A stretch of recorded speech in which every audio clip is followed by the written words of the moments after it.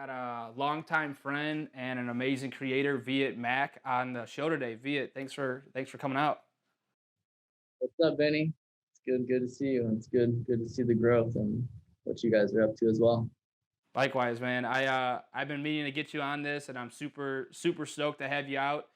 For those listening, Viet Mac is the founder of a Bay Area creative agency called Mac House Productions. They focus a lot primarily on video, but also photo. They do some web design, and they also do some branding work.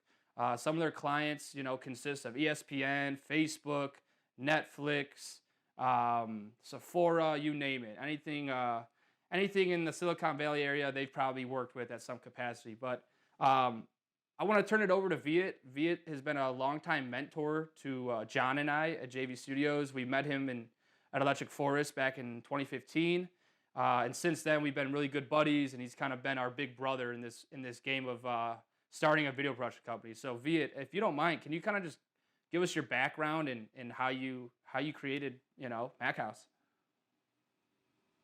All right, yeah, that's gonna be a tough one, but when I started out, I didn't have like a clear vision on like what I wanted to create. I was just doing what I was passionate about, and at the time I was in college, so it's been about 10 years I think since I've gone building Mac House full time, and back I went to college to get into medical school. I thought I was going to become a doctor.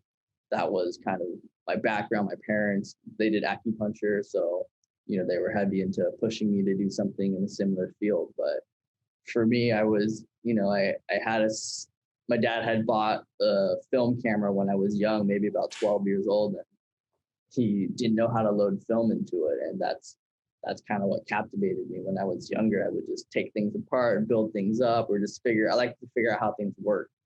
And once he got this camera, it was just like, okay, cool. Like, I want to learn how this thing works. I want to just take pictures of whatever I can. And so that kind of was what inspired me when I was younger. And digital cameras kind of came about, and it was easier to get access to these cameras there. I remember one of the first cameras I bought was like this, was like a Fujifilm S1 Pro is what it was. And I think I Nice. recall the memory stick was like 128 megabytes.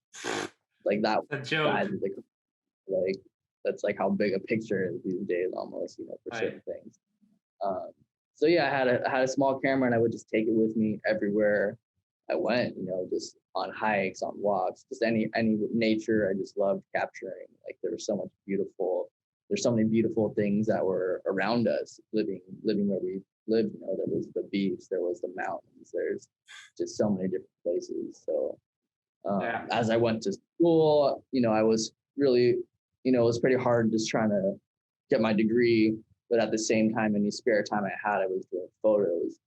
And, back when this is like back when Facebook, the early days of Facebook, when they kind of just first launched, and photos kind of exploded, and I kind of saw an opportunity to do just like, I started my Facebook page there, then all your friends kind of see it. And back then it was like really easy to, like, you would tag people, and like all their friends would see it. People would actually see your content, your business page would grow. And like, I love doing events and meeting people.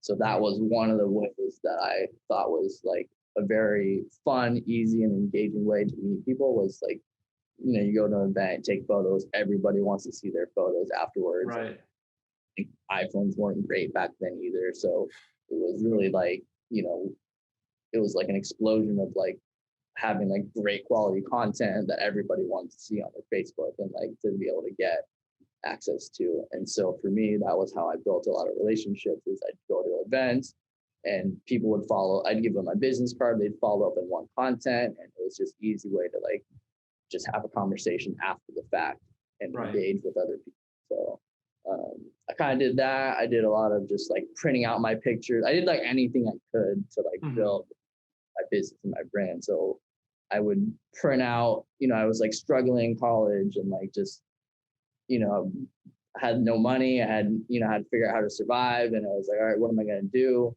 Mhm. Um, so I printed out my photos, and, framed them up, mat, it's like the mat, put them into Like, plastic, then right.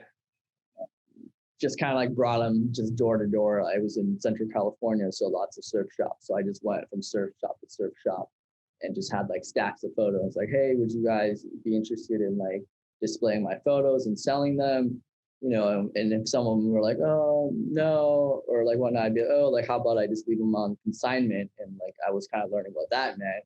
You know, Right. I Yeah. didn't Yeah. have business background. I was just kind of figuring stuff out as I went.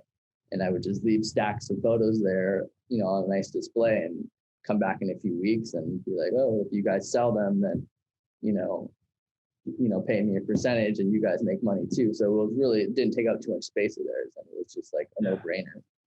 So that was, you know, I didn't make tons of money off that, but it was like, it was a good like motivational boost, like confidence booster almost of like, okay, cool. Like people, like reassurance that like people like your photos and, Right. you know, you had some skills, you know, you're still learning and whatnot. So I love that. that was a good way to build the brand. And then that was kind of the photo side.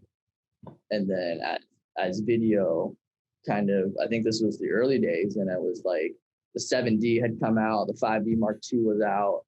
Wow. And I was like, how do I get my hands on the 5D Mark II? That was like, you know, at the time, I think it was like one of the, you know, best cameras that like that was it. still camera, but could also do video. So like you could do both in one camera body. So that was like game changer, right? And so not being able to afford the 5D Mark II, I bought the 7D, which in one way was like also a good thing because it was cheaper. That's why I got it, but it could do the 720, 60 frames, which the 5D couldn't do slow-mo back then. And, you know, Right. you know, this is like early days, you know, people are like seeing slow-mo content. Everyone's, you know, Going crazy. It was pretty stuff like that. I love that. So yeah, that was kind of the intro into getting into video. But yeah, other specific questions I can. Yeah. Well, it seems like, I mean, I didn't even know you were into photography. I guess I'm learning that right now about you. I mean, I can relate. Like when I was a sophomore in high school, I took a black and white photo class. I learned how to shoot on film, learned how to use the dark room and develop it.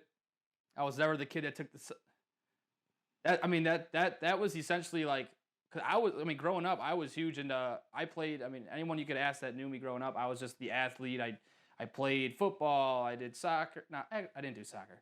I did baseball, volleyball, anything, right? And then sophomore year hit, I picked up this film camera, and I was just like a different side of me came out, and I started doing my YouTube videos, shooting on portrait cameras on video mode, like my sister's little point and shoot, right? But yeah, I can relate on that of like, it was kind of the wheel that turned that kind of got me into like the arts, right? And then for you, yeah, I remember back in the day, like a 5D Mark II, 5D Mark III was like an Aru, like an Alexa, what it is now, you know? Did you ever own a mini DV camera? I had a Vixia Handycam. It was as a DV, the more the top handle ones, like skateboarders and kind of roller. And like, you know, you plug it up to your laptop and hit play and like it would record it. Yeah, I don't think I ever done DV capture, but I mean that it's, you know, that's kind of where it started, right? You know, like the young guns. Well, I think it's cool. I feel like you kind of pioneered, like seeing obviously your growth from the time I've known you. You know, you're you're shooting on some super high end cameras and stuff. So I guess to kind of piggyback and kind of still go back. So at one moment you're building your business, right? You're just Viet Mac. You're doing what you can. You're hungry. At what point did you really start seeing a change where people really started taking you serious as a creator and, you know, wanting to throw some money your way? Yeah, I think it kind of just slowly progressed and you kind of learn, you know, the value of what you're doing. And like, and most importantly to me, it was like, you know, photography was cool. It was fun. You know, it's still nice to get out and just shoot photos. That's a whole, you know, that's a whole different thing. It's just, but I think once you go into the video side of things, to me, that was like, is a team sport now. And like to be able to bring on people to help you with the craft and just make better pictures and tell a good story, it was, you know, it required a good team. And Right. so that's kind of learning how to budget and just how do you, be able to bring on this person to help make it that much better. And that was kind of like the leap of like, okay, and if I want to, if I want to get this person's help, I need a budget for them to come help me. I like being around people. That was, one of my biggest things about why I started this was that I enjoy being around other people. It's very, Mhm. very, in like very rarely am I just by myself. It's Mhm. nice to have like days, but it doesn't happen often. It's like I like to be around people and connecting and like, Right. I think energy and vibes are like super important. Dude, I agree with you completely, man. I mean, I love that you I mean like the whole meeting you was like I think our first connection aside of the technicality was like, hey, like we just connect on like an energetic level of like we get inspired, we bounce off each other. It's like there's really no ego. It's like though you knew a lot, meeting you, I was a PA when I met you, and you were this head honcho on the film crew, and I was like, dude, Viet, man, you're so cool.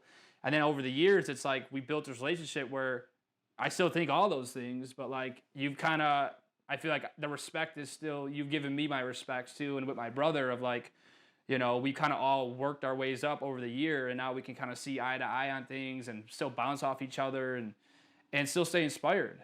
And so I feel like working with a team. I mean, at JV Studios, I mean, we're always trying to push for even if it's a small crew. Like doing it alone it takes a little longer. And you could achieve a lot more when you play to your strengths. Um, when you were obviously starting to learn about video production and budgeting for other people and crews, that obviously comes with a big spurt of growth.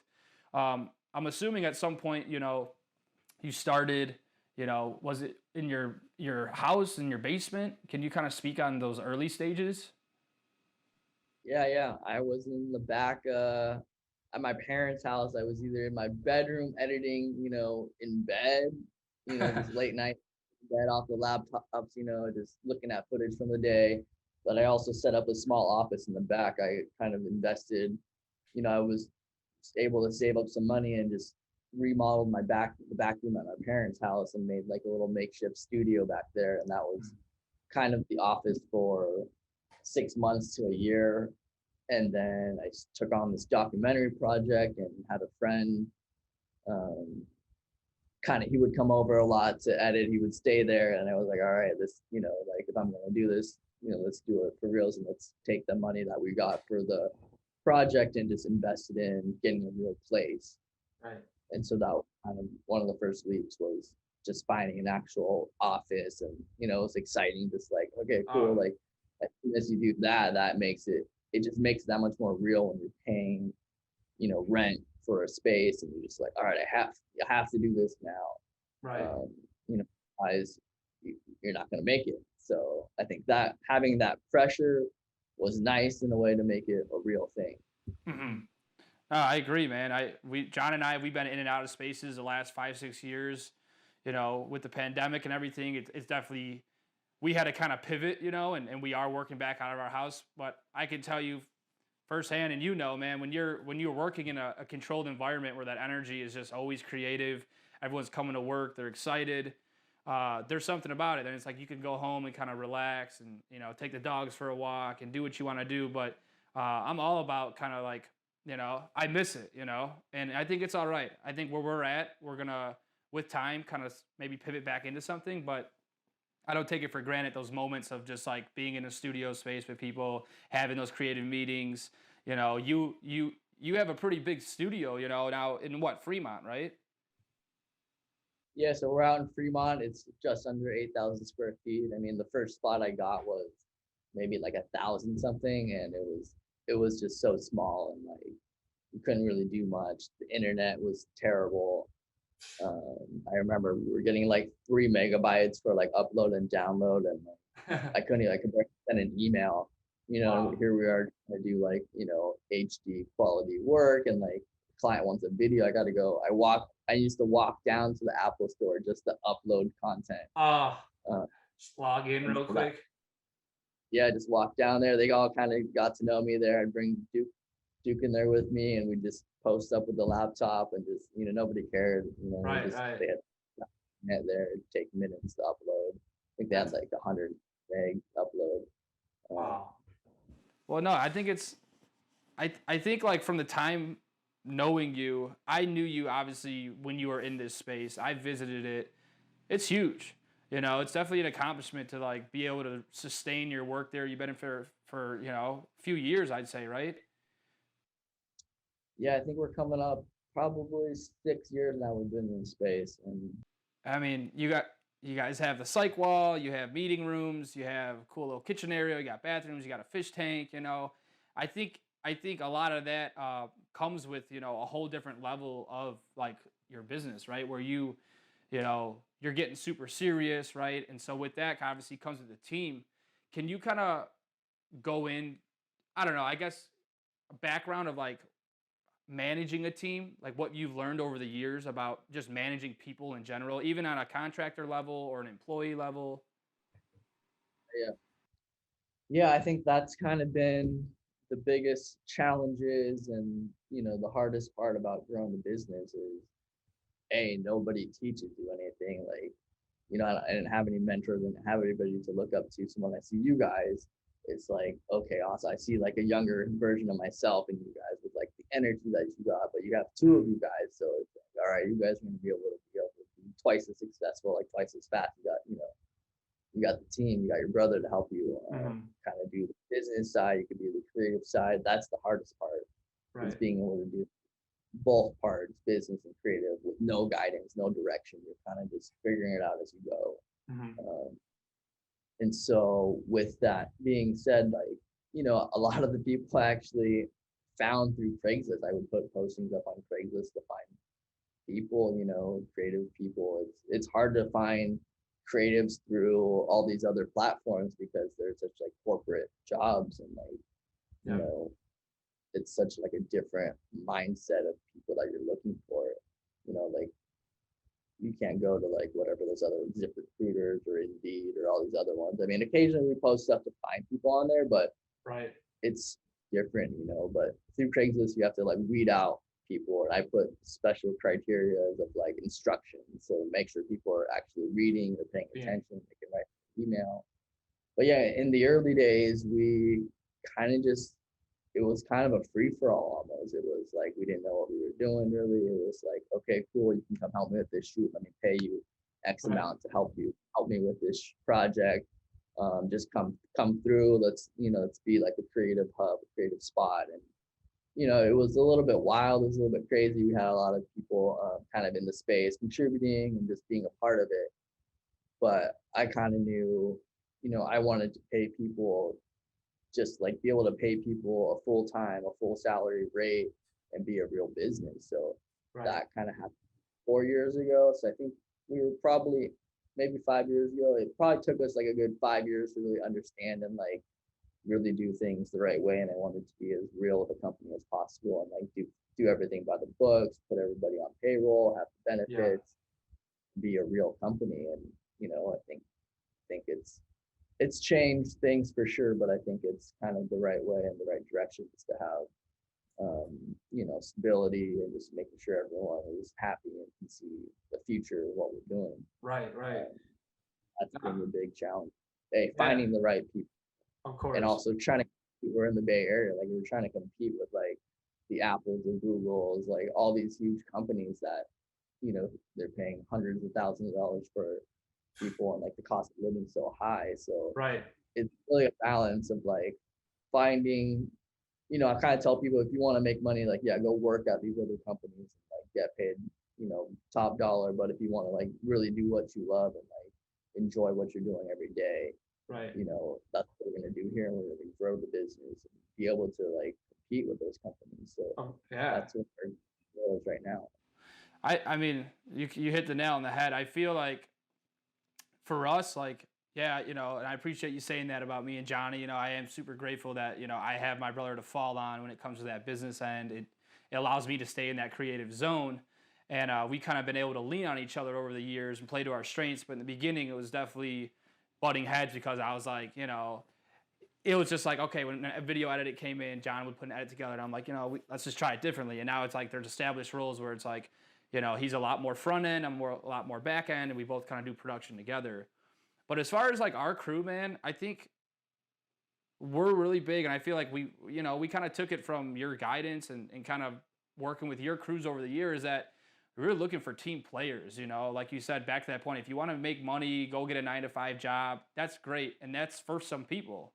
But I feel like our industry, it's like we are this kind of smaller production company where you need people that are hungry, that really are willing to learn whatever they can get their hands on, and also just kind of stay humble in the process. I think John and I specifically, we look for the team players that don't need to be told what to do. And I know you're kind of the same way of that. That maybe go out of their way, and I feel like it shows. And over the years, it's like we try to keep those continuous people on, and I think over time you kind of build this amazing synergy up.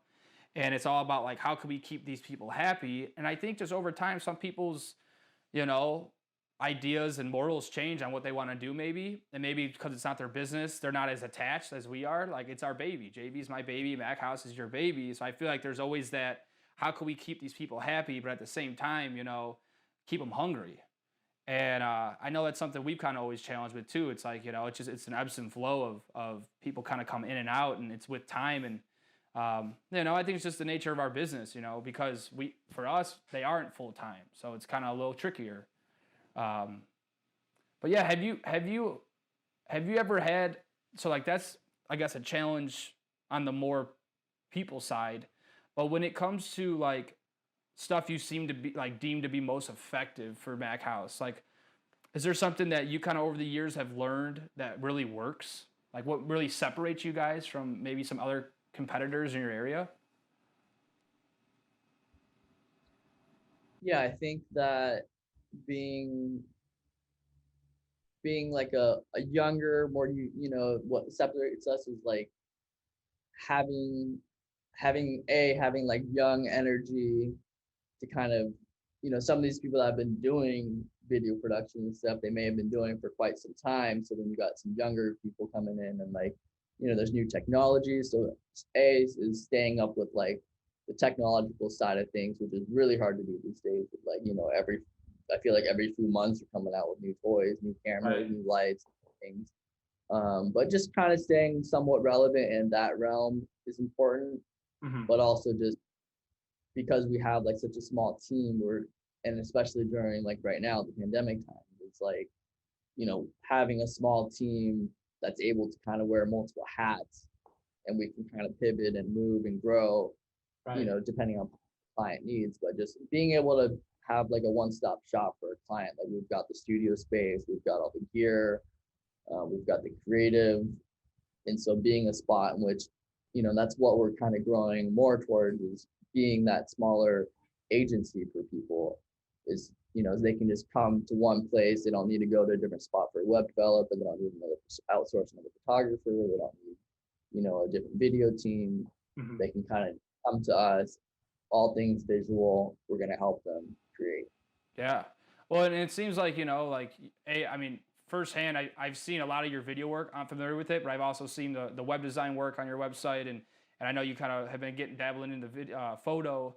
I want to speak kind of more. So when I met you, we were filming a music festival, and I was like, oh, Viet's this music festival shooter. And then obviously I went home, we connected on email. I started looking up like your company, and I was like, wow, you guys do a lot of like commercial work. And I think a lot of filmmakers that follow us or who are listening, I think that's always the question of like, how do I get into commercial work? I feel like when you just start off, it's easy to find events, event recaps, get a free media pass somewhere. If you're lucky, hop on some bigger music festivals like Electric Forest and do more specific, really engaging content. But I think there's always that question of like, how do I get commercial work? And firsthand, I mean, I've flown out to your studio. You had me on Facebook's campus. We did stuff with Netflix. I mean, companies that you think are impossible to work with, those are just kind of in your back pocket. Can you maybe kind of talk about just over the years how you kind of landed those types of clients? Yeah, that's a good, I think one of the most important things in commercial filmmaking, in filmmaking in general, or in just in life, is building the connection. Like if you don't build good connections, you're not going to get very far, regardless of like how talented you are or like what you can or can't do. I think building the connections and really connecting with people is kind of the top priority. Like I always tell people like, it doesn't matter how good your work is. If like, if people don't like working with you, don't like being around you, you're not gonna be very successful. So that's Right. kind of the top thing is like just building out the right connections. And I mean that starts with just treating people in the right way. You never know who, I've met a random person on an airplane, and next thing you know, they're flying me out to the Grand Canyon on a private helicopter for free. Oh, Like, that's amazing. I'm connecting with people and like just meeting. You never know, everyone. Like I believe that everyone like has like some kind of skill that they can do better than you.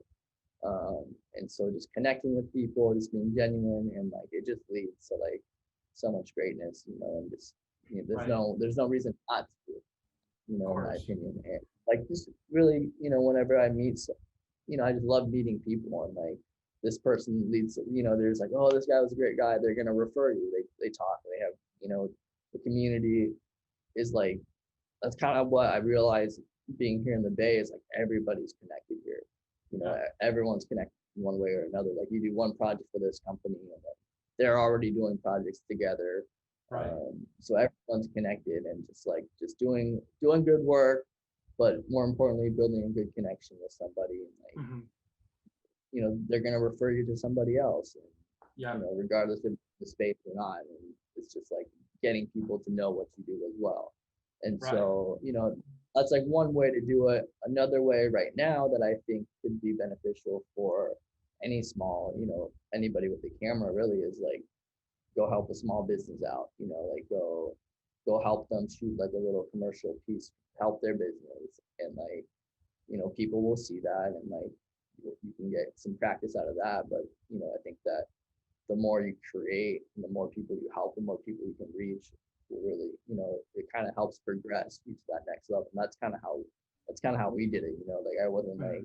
it wasn't like, hey, I bought this camera and then here I'm doing, $100,000 job right away. No, we kind of grew it Right. just slowly, and like reinvested it into cameras, into people, into like making things better. And Hmm. I one other thing that I mentioned that I don't think, a lot of people like, oh, they get caught up in the gear and they want to buy the latest stuff and they go in debt buying this gear, and now they've got, all this pressure just to be able to make that money back to pay for that gear.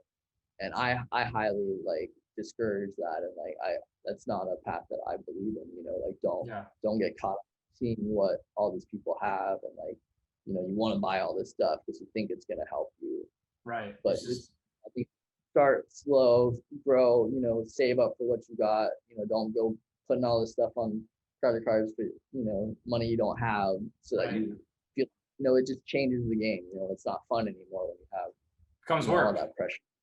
Yeah, And I think like one of the other biggest tips that's like super hard, I think, that I was taught when I was growing up, was like just not to compare yourself with other people. And yeah, it's so hard these days, with like social media, everyone's only posting like, the good stuff that's happening. So it highlights. really has a mental effect on people. And it's like, the more you can learn to not compare yourself with other people, just think about, where you're at and how you can grow, and like Hmm. just forget about what other people are doing. It's Yeah. cool like to look up to people and be inspired, but like the more you're like, oh, like I wish I could do that, or like, I wish I had these things or whatnot. Hmm. I think that really is a challenge. But, Yeah. No. I mean, I agree with everything you said. I feel like just to start, like the first thing you kind of talked about is like the relationships and you know to even rewind back what you said, like I met you off Craigslist, but that was also off a Craigslist ad that led me to you being on the production team for Electric Forest. But even going through that, it's like over the years, yeah, you build these relationships, and for me, it's like John and I, we're all about maintaining healthy relationships, right? And I feel like over time, it's one gig turns into another gig, and then slowly you start seeing this work evolve, and then you end up before you know it, you're shooting for those clients you always thought you would never be able to shoot for. And but I also think it's it's doing a good job. And I know when we were on set with you guys a few years ago, something I really took away from Mac House was the Mac House experience. And I feel like that was like the synergy of your crew. It's like you instilled that in us when we came back to Chicago after working with you guys. We're like, damn, we need the work is one thing. The work will, we know what we're doing. We're not worried about that. It's like, we need the client to feel good when they're on set. We need them to walk away and be like, wow, they didn't even feel like I worked today. Like, because these people that hire us, they maybe do work in an office every day. So like when they get to come on set, they're not used to that. So they're like, this is your job. And so it's like, how can you impact them and make them have a good time? And I've seen countless times where clients are just like, you guys are a blast to work with. They don't even say anything about the video. It's more like, I had so much fun working with you guys. I didn't even feel like I was working today. And it's like, if we can impact people like that, it's only going to just better your reach and growing and recommendations. And so I really sit with kind of what you said. I feel like, there are people that they develop these egos of, I need this camera. And once I get this camera, boom, magic, I'm going to get all these clients. And really it's like, you'd be surprised. I mean, some of these big clients don't even really ask about the camera gear. They're more just like, these guys are confident, or, they're confident, they know what they're doing. And I have a great time working with them. It's always a good experience. They take care of me, and so it's like, if we could take care of people and treat them like human and not just like, this robot, or just kind of like try to be these people we're not, it's like, it shows. And I feel like that's accredited, where we got to. So I love that, Viet, man. I think it's huge. And I feel like we took a lot of that from those early years of getting to know you guys and like really setting the tone of like, let's make this a fun time, So, I mean, I appreciate you saying that. Would you say, like, there's, kind of going back to the gear conversation, I feel like I want to highlight just a little more on that. When you first started and you started getting these commercial work, did you feel limited by the gear you were using, or did you just not really let that stop you? I mean, we were getting crafty in the early days. My brother would help me build like PVC pipe dollies, and like we built like a little steady cam, glide cam, like with PVC pipe. And like, you got to get crafty. You got to use what you have around you. Obviously, like, once you save up and you could afford some of these other tools, it kind of made sense to have. But yeah, I think, remind Just like the whole, like, the generational mindset of like, I need a red to shoot high-end clients. Going back in the days when you started seeing success at Mac House, did you let the gear hold you back, or were you just like, you know what, like, we're gonna shoot it on this 5D Mark II, we're gonna make it look great, they're not even gonna know? Like, did you let gear stop you in a sense of creating for your clients? I mean, I loved that 7D that I had. It was like, that was my money maker. That was like, it was so small and like easy just to like sneak in there, get shots. I could just, I was really like just kind of glued to the screen, and like I would just go get in there and shoot anything. And I can go, all day with that little thing. So So simple. in a way, like these bigger cameras, it's nicer to have, but it also at the same time, it slows you down in certain ways. You gotta like have so many different components to it, and like it's gonna take hours to build out like a solid rig, you gotta prep it, whereas sometimes when you have like a smaller rig, you're like, boom, pop the battery in, lenses on, you're ready to shoot. And Yeah.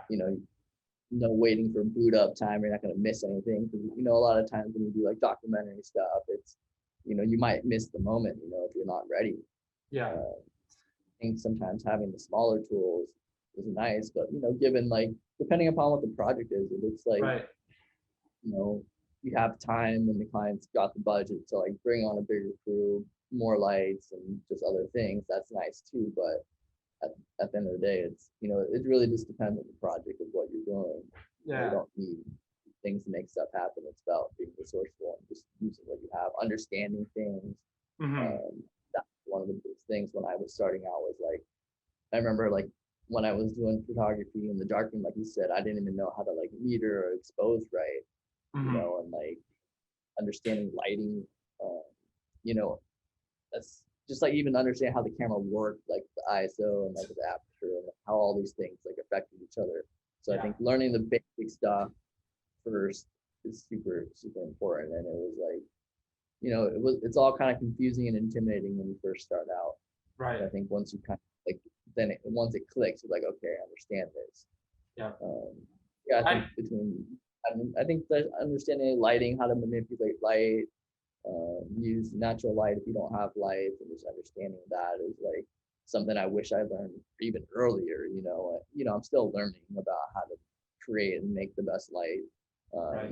I think that's really crucial in making good pictures, and it's something that a lot of people that came from the same background as I did, of just like picking up a camera, no real education, Right. Filmmaking, and that's one thing that they lack or they don't understand, and it's something I wish I learned earlier. Mm-hmm.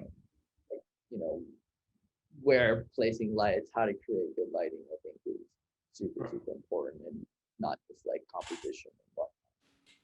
Yeah, and I mean, I agree. I think back in the day, like for me, it was just you didn't think about anything. You just picked the camera up, DSLR with a lens on it. You just had fun. You found ways to use lens flares and reveals. And I feel like kind of going back to like, just because the project's bigger and you have more complex camera rigs doesn't mean it's like it's just all relative, right? It's relative to the project. And so I just got one more thing, and then we'll kind of start closing this out. But there's a lot of people that follow us. I'm sure a lot of people that follow you guys as well. And I'm sure you get messages of like, how can I get started, or how do you do this, right? So I guess if there's a piece of advice for just like whether it's young filmmakers or maybe people that don't even know they want to do video, uh, if you got a token of advice that you could share, I'd love to kind of hear that. Yeah, I mean, I have a few different ones, but one is just I think just keep creating, like just create what you can, just be creating all the time. Use your phone, use what you have, just create whatever it is that you can, capture a good story. I think it's especially during these times right now, it's more so about the content, really.